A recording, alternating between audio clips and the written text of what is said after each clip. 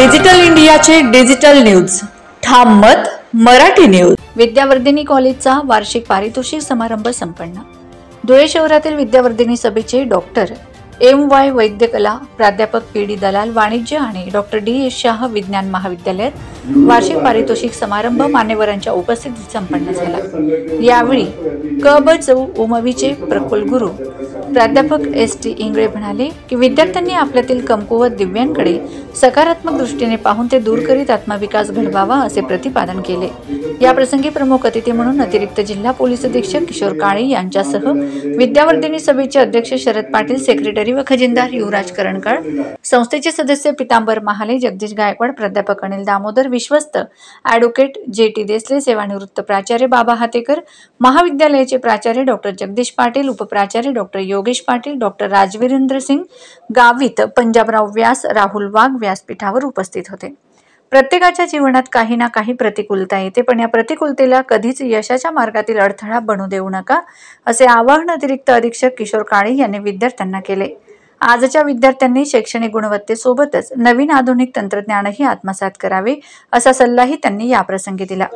अत्यंत उत्साहपूर्ण वातावरणात झालेल्या या पारितोषिक वितरण समारंभात best cadet, under officer Chandrashekhar Barge, best firer, junior under officer Sagar Sonawane, पुरुष अष्टपैलू खेळाडू शैलेश पावरा, महिला अष्टपैलू खेळाडू लता वसावे, विद्यापीठ सुवर्ण पदक विजेत्या हर्षदा पाटील, खुशी अग्रवाल, मीनाक्षी इशी, दिव्यांग कलावंत पवन मराठे, धनंजय पाटील, राज्यस्तरीय जुडो स्पर्धेतील विजेता आदित्य गोसावी, सेट परीक्षा उत्तीर्ण शुभांगी देशमुख व तेजस कुलकर्णी आणि पोलीस उपनिरीक्षक म्हणून निवड झालेल्या गुरुप्रसाद चव्हाण यांच्यासह शेकडो शैक्षणिक कला, क्रीडा आणि विविध स्पर्धांमधील विजेत्या गुणवंत विद्यार्थ्यांचा उपस्थित पाहुण्यांच्या हस्ते सत्कार करण्यात आला।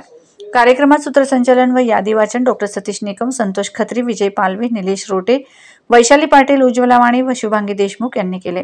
कार्यक्रमाच्या यशस्वीतेसाठी डॉक्टर प्रशांत लगडे, प्रशांत काळे, डॉक्टर आशा काटे, अंकुश गायकवाड, शालिग्राम गर्दे, अक्षय जोशी व अशोक मुजगे आदींनी परिश्रम घेतले। ठाम मत मराठी न्यूज साठी सोपान देसले, धुळे। प्रत्येक क्षेत्रामध्ये या कॉलेजच्या विद्यार्थ्यांनी, प्राध्यापकांनी किंवा नॉन टीचिंग कर्मचारी असतात यांनी प्रावीण्य संपादन केलेलं आहे। मी आपल्या सर्वांना या निमित्तानं अभिनंदन करतो आणि शुभेच्छा देतो। मित्रो, आपल्या मनोगतामध्ये DYSP साहेबांनी आपला प्रवास थोडासा सांगितला आणि हा प्रवास सांगत असताना त्यांनी 2-3 गोष्टी अधोरेखित केल्या आणि त्या म्हणजे अशा की जर आपल्याला जीवनामध्ये सक्सेस व्हायचं असेल तर जिद्द असायला पाहिजे, हे त्यांच्या भाषणातून अधोरेखित झालं। दुसरं म्हणजे चिकाटी असायला पाहिजे आणि प्रामाणिक प्रयत्न करणं ही जर आपली क्षमता असेल आणि हा जर आपला ॲटिट्यूड असेल तर मला असं वाटते की आपण कुठलंही क्षेत्र जे असेल त्यामध्ये प्रावीण्य मिळवू शकतो आणि त्यामध्ये आपण यशस्वी होऊ शकतो। या विद्यावर्धिनी महाविद्यालयाचा इतिहास जो आहे हा इतिहास अत्यंत प्रभावी असा इतिहास आहे। बऱ्याच क्षेत्रामध्ये या महाविद्यालयाचे माजी विद्यार्थी खूप मोठमोठ्या पदांवर काम करत आहेत आणि हा जो वारसा आहे हा वारसा आपल्या सर्वांना आता पुढे चालवायचा आहे आणि म्हणून मला असं वाटते की आपल्या सर्वांनी सुद्धा खूप प्रयत्न करून, खूप प्रामाणिकपणे कष्ट घेऊन आपला जो वारसा आहे, हा या विद्यालयाचा जो वारसा आहे, या महाविद्यालयाचा जो वारसा आहे हा आपण असाच पुढे चालू ठेवावा।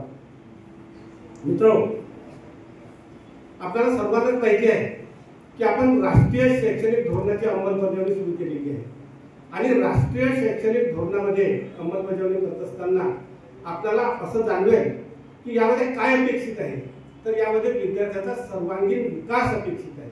आणि सर्वांगीण विकास म्हणजे काय, तर फक्त शैक्षणिक विकास होऊन हे विद्यार्थ्यांसाठी चालणार नाही, तर त्याबरोबर त्याचा को करिक्युलर ॲक्टिव्हिटीज जे आहे त्या को करिक्युलर ॲक्टिव्हिटीजमध्ये सुद्धा त्याचा विकास झाला पाहिजे। आणि म्हणूनच मला असं वाटते की आपलं राष्ट्रीय शैक्षणिक धोरण जे आहे हे राष्ट्रीय शैक्षणिक धोरण अत्यंत चांगल्या पद्धतीने डिझाईन केलेलं आहे आणि याची जर आपण चांगल्या प्रकारे अंमलबजावणी केली तर मला असं वाटते की अत्यंत चांगला विद्यार्थी भविष्यात घडू शकेल। शैक्षणिक यशाबरोबरच ज्या काही कला असतील, ज्या काही सांस्कृतिक कार्यक्रम असतील यामध्ये सुद्धा विद्यार्थ्यांनी यश संपादन केलं पाहिजे असं या राष्ट्रीय शैक्षणिक धोरणामध्ये अपेक्षित आहे। आणि त्यासाठी राष्ट्रीय शैक्षणिक धोरणामध्ये ह्या ज्या को करिक्युलर ॲक्टिव्हिटीज आहेत ह्या सर्व को करिक्युलर ॲक्टिव्हिटीज क्रेडिटाईज केलेले आहे. समजा एखाद्या स्पर्धेमध्ये आपण भाग घेतला आणि त्यामध्ये जर प्रावीण्य मिळवलं, जर आपल्याला बक्षीस मिळालं, तर त्याचे क्रेडिट्स या राष्ट्रीय शैक्षणिक धोरणामध्ये आपल्याला पकडण्यात येतील आणि हे जे क्रेडिट्स आहे हे क्रेडिट्स आपल्याला आपली डिग्री घेण्यासाठी. महाराष्ट्रातील ताज्या घडामोडींसाठी पाहत रहा ठाम मत मराठी न्यूज. तसेच आमच्या चॅनलला लाईक, शेअर, सबस्क्राईब करायला विसरू नका.